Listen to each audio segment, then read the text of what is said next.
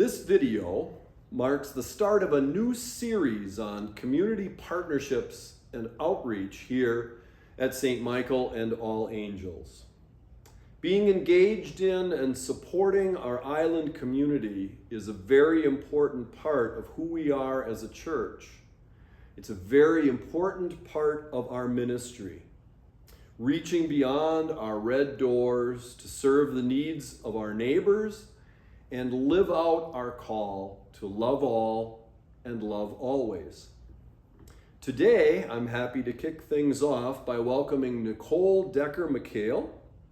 She's the Executive Director of Community Housing and Resources, also known as CHR.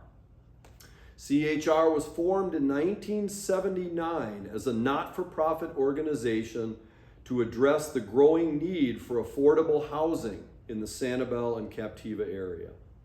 CHR provides safe, affordable, quality housing for families and individuals who work and who serve our island communities. St. Michael's has been a supporter of CHR for many years, with 2 members of our parish currently serving on the board, and several who volunteer, and many who financially support this important organization. Let's hear from Nicole. Hello everybody, my name is Nicole McHale. I'm the Executive Director of Community Housing and Resources. We are celebrating our 45th anniversary. Our mission is affordable housing for the workforce and the seniors of the island. What does that mean to you? We are housing the individuals that are servicing you in the community. Our first responders, our teachers, our nonprofit employees, island water employees, retail, restaurant employees, bank employees, every single service industry we are housing or have housed those individuals.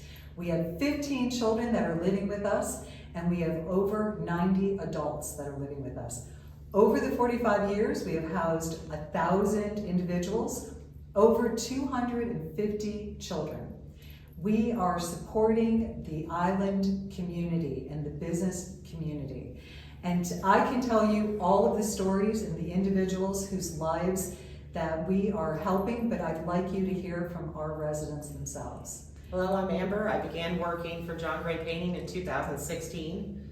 I commuted from Norfolk Miners to here every day. It's been a lot of challenge spending all that time commuting every day. I started working here, my son was not yet a year old.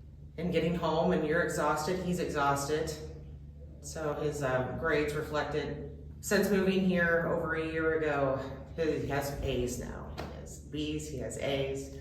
My commute, more importantly, is now 1 minute. That entire time commuting here was to live and share a 1-bedroom with my son. My son now has his own bedroom. We have a 2-bedroom home. So many things have changed. And I'd like to have Wanda tell you her story. She works at CESI, the Children's Center of the Island.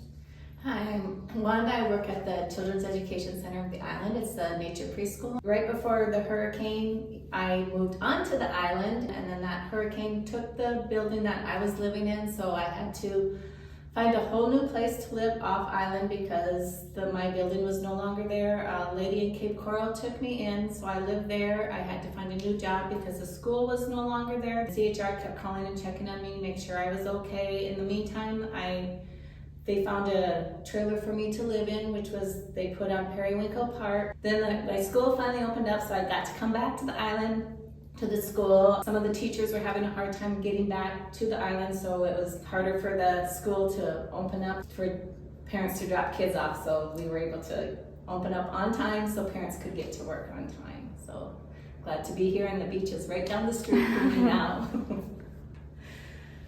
So first off, Community Housing and Resources team would like to thank St. Michael's.